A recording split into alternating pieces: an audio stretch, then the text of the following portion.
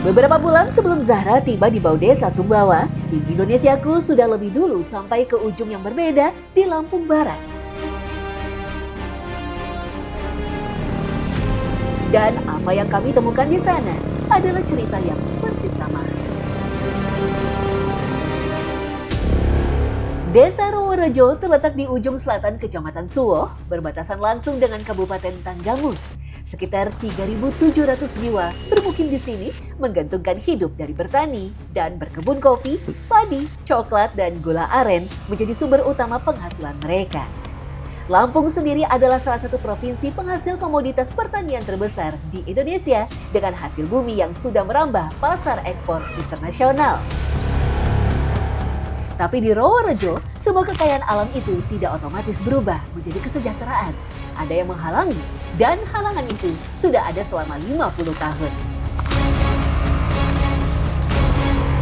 Samsudin adalah penyadap nira aren. Setiap pagi sebelum terik benar-benar datang, ia sudah berdiri di bawah pohon aren dan mulai memanjat tanpa pengaman, tanpa jaring, hanya mengandalkan tubuh dan pengalamannya sendiri. Pohon aren bisa tumbuh setinggi 25 meter dan sekitar tandan yang mengeluarkan nira manis itu lebah sering bersarang. Salah langkah bisa berarti jatuh. Tapi Samsudin sudah melakukan ini bertahun-tahun dan resiko itu sudah lama tidak lagi ia pikirkan sebagai sesuatu yang luar biasa.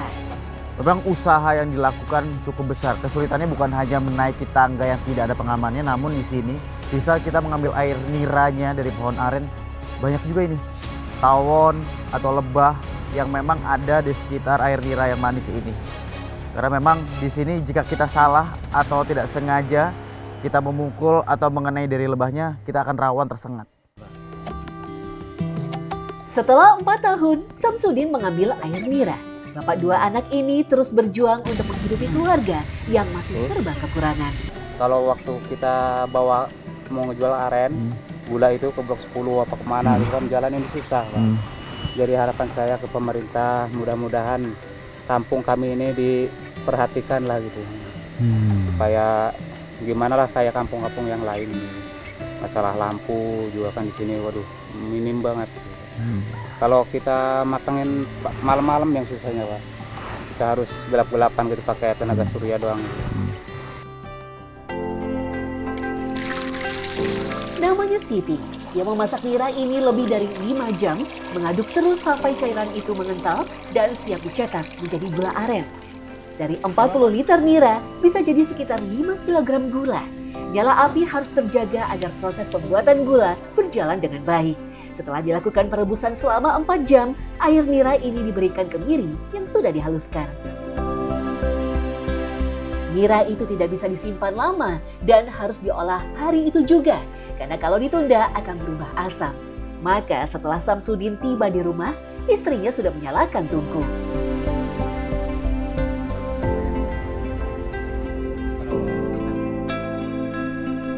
Gula yang sudah dingin, kita akan pelan-pelan secara perlahan dimasukkan ke dalam cetakan ini. Caranya adalah memilih bagian-bagian atas gula yang memang sudah dingin dan teksturnya itu lebih keras.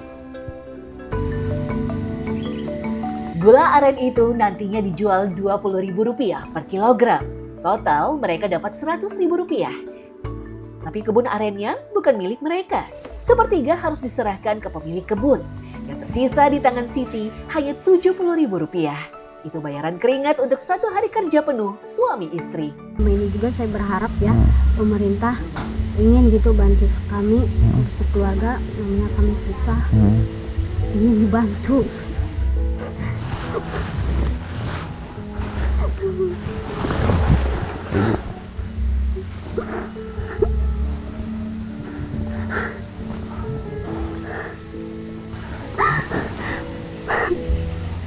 Selama ini saya Pak ya berjuang demi keluarga, cuma saya punya usaha seperti ini Pak. Ini aja punya orang, garapan punya orang, bukan punya sendiri Pak.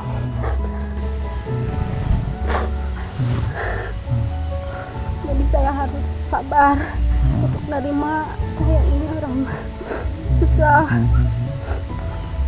Jadi saya berharap pemerintah bisa menolong kami, Pak, dari kesusahan ini, kesulitan ini, cara bikin gula ini.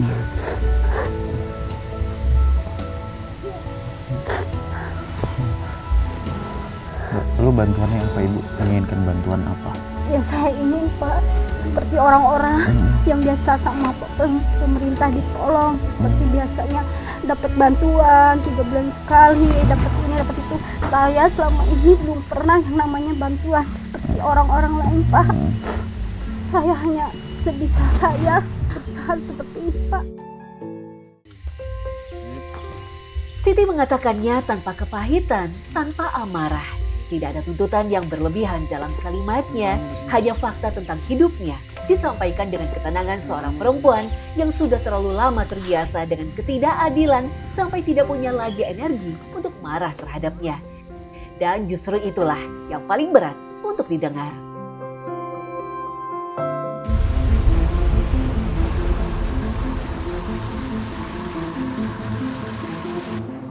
Kesulitan Siti dan Samsudin bukan hanya soal upah yang tidak sebanding. Ada satu beban lain yang sudah menghimpit warga Roworejo selama 50 tahun, yaitu tidak ada listrik. Sejak tahun 1974, warga desa Roworejo bermukim, namun hingga saat ini mereka belum merasakan listrik negara. Warga pun harus berjuang sendiri untuk mendapatkan energi listrik dengan membangun turbin air sederhana, memanfaatkan aliran sungai di pegunungan untuk menghasilkan sedikit cahaya. Untuk membeli turbin itu pun, salah seorang warga harus menjual kebunnya terlebih dahulu. Perjalanan menuju turbin ini tidak mudah. Selain jalannya sempit, banyak batunya, dan di sini juga terasa bahwa banyak nyamuk hutan. Sehingga dari tadi beberapa kali leher saya juga digigit. Jadi memang tidak semudah itu untuk mencapai ke turbin.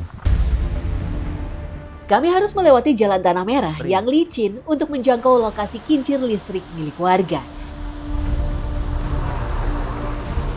Memang harus rutin memeriksa kinerja perangkat dan aliran airnya. Turbin air penghubung kincir harus sering dikontrol agar berfungsi baik. Lalu gimana sih Pak awal mulanya Bapak pakai turbin seperti ini? Ya, pertamanya memang berpikir istilahnya gimana caranya bisa punya ini turbin. Akhirnya saya kan nggak punya modal, akhirnya jual kebun saya kan, jual kebun satu bidang itu 25 juta, terwujud ya alhamdulillah hasilnya seperti ini.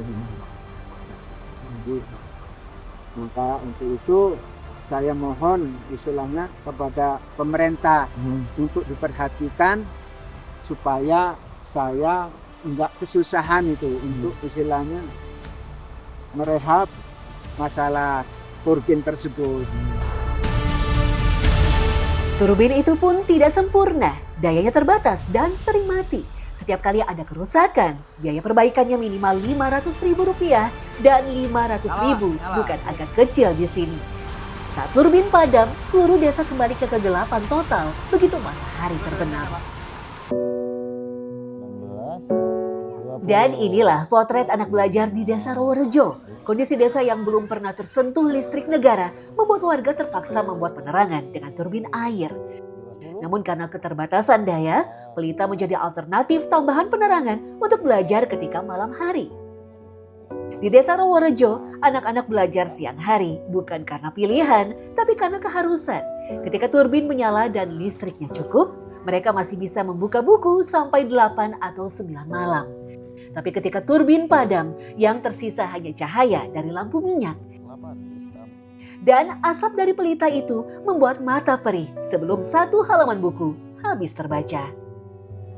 Wida, boleh diceritakan ke kita nggak bagaimana kebiasaan anak-anak di sini itu belajar seperti apa? Biasanya pulang sekolah itu siang, istirahat sebentar terus belajar gitu kan. Karena kalau malam di sini tuh belum ada listrik, jadi kan gelap. Jadi kalau malam itu ya penerangannya kurang, jadi dia jarang kalau belajarnya malam, paling siang gitu untuk belajar. Pengennya ya cepat segera turun PLN ke sini gitu kan. Soalnya kasihan anak-anak belajar kalau malam itu kadang ngeluh, kadang matanya sakit gitu. Jadi ya harapannya sih pengen cepet datang PLN biar tidak mengganggu aktivitas belajar mereka pada malam hari.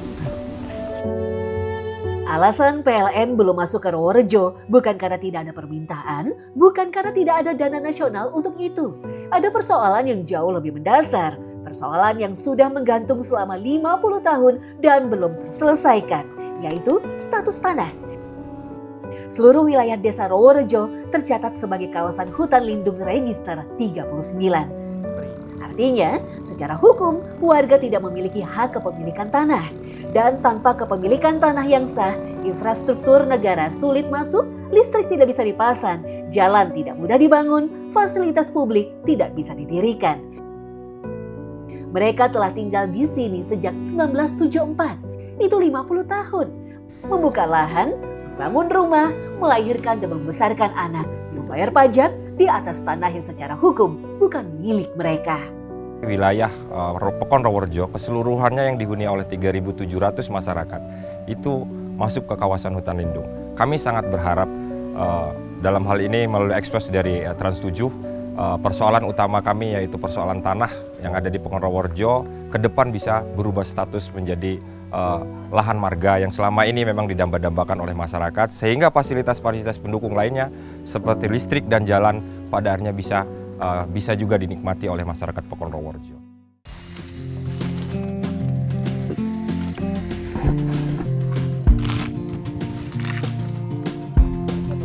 Indonesia adalah penghasil kakao terbesar ketiga di dunia setelah Pantai Gading dan Ghana. Coklat dari tanah Lampung sudah menembus pasar Eropa dan Amerika. Pada tahun 2024, harga kakao di pasar internasional sempat menyentuh angka tertinggi dalam sejarah di atas Rp100.000 per kilogram. Ketika panen raya, 1 hektar bisa menghasilkan 1,5 ton coklat kering. Sayangnya, mahalnya harga pupuk dan obat-obatan membuat petani tidak mampu untuk membelinya. Akibatnya, tanaman coklat berkembang tidak maksimal dan hasilnya pun menurun hingga mencapai 500 kg saja. Salah satu ciri coklat itu matang dan siap dipetik adalah berwarna merah, kemudian juga kekuning-kuningan, serta terdapat serat yang ada di sini. Namun sayangnya, coklat yang ini sudah terkena hama sehingga terdapat ruas-ruas berwarna hitam. Nah, kalau yang bagus seperti ini, tidak ada hitamnya, namun hanya merah-merah saja dan juga kekuningan serta seratnya yang tegas. Tidak hanya petani, minimnya pekerjaan membuat para buruh pun sering terlunta. Salah satunya Ria, ibu 2 anak ini harus membanting tulang untuk menyokong keluarga yang serba terbatas. Setiap hari memotong buah kakao di kebun ini, Ria hanya mampu membawa pulang Rp300.000 sebulan. Untuk 2 anak yang sekolah, butuh uang jajan, yang butuh buku dan seragam. Kalau 300.000 itu sih cukup nggak cukup Pak, karena kita juga anak udah 2, anak sekolah buat jajannya. Kadang juga buat jajan juga nggak ada, kadang susah. Rp300.000 sebulan, sementara coklat yang dipetik tangannya dijual seharga Rp100.000 lebih per kilo di pasar dunia. Jarak antara harga itu dengan upah yang Ria terima adalah jarak yang tidak adil. Di kebun yang sama ada Hartati. Suaminya sering sakit-sakitan, anaknya kadang berangkat sekolah tanpa uang jajan. Hartati datang ke kebun ini setiap ada panggilan karena tidak ada jaminan bahwa besok atau lusa masih akan ada pekerjaan yang menantinya. Bu Hartati, sudah sejak kapan Ibu jadi buruh coklat seperti ini? Sejak lama Mas. Sejak kapan? Saya nggak punya. Banyak sering sakit-sakitan. Anaknya kadang sekolah nggak punya jajan. Jadi tentu sering buruh seperti ini. Jadi saya sedih Mas, kalau ada yang buruhin saya buruh terus terusnya, tapi kalau nggak ada ya cukup di rumah gitu. Berarti penghasilan Ibu nggak cukup? Nggak cukup untuk, apalagi untuk 1 bulan, 1 minggu kadang-kadang banyak utangnya di warung gitu. Jadi kebutuhan saya seakan kayak tergantung dari buruh gitu. Jadi saya sedih kalau pas lagi buruh seperti ini, kalau ada yang buruhin mah buruh mas, tapi kalau nggak ada ya kita kan nganggur. Jadi saya sedih gitu ya. Lagi bapaknya kalau pas lagi sakit gitu. Mohon sama pihak lah, upayakan untuk para ibu-ibu yang suka buruh gitu, kasihanlah petani ini supaya makmur seperti dulu lagi. Perempuan-perempuan seperti Hartati terbiasa menjadi yang paling belakang, memikirkan diri sendiri setelah semua orang di sekitar mereka sudah terpenuhi. Sayangnya, di Rawarejo semua sudah terpenuhi, itu jarang sekali terjadi.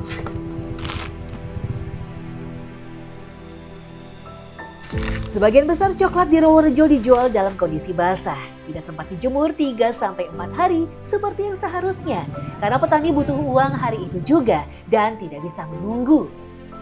Coklat basah harganya lebih murah, tengkulak yang menentukan angkanya. Petani tidak punya posisi tawar karena tidak ada akses ke pasar yang lebih luas.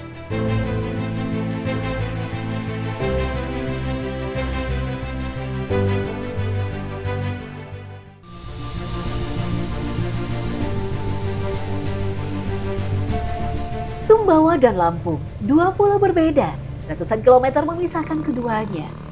Tapi Indonesiaku menyaksikan tangan yang sama di keduanya. Tangan perempuan yang tidak pernah berhenti bekerja, yang pulang ke rumah gelap setelah seharian di bawah terik matahari, yang menyimpan mimpinya rapat-rapat dalam diam karena tidak ada waktu untuk meratapi sesuatu yang tidak bisa diubah hari ini. Di Bau Desa, Liawati mengangkat karung pasir 15 kilo untuk upah Rp10.000 per karung, dan impian sekolahnya sudah tertunda 10 tahun. Di Rawarejo, Siti memasak gula aren dari tanah yang bukan miliknya, sementara untuk penghasilan ia harus dibagi 3. Semuanya perempuan, semuanya ibu, semuanya menopang langit dengan kedua tangan. Sementara langit itu tidak pernah benar-benar menopang mereka balik.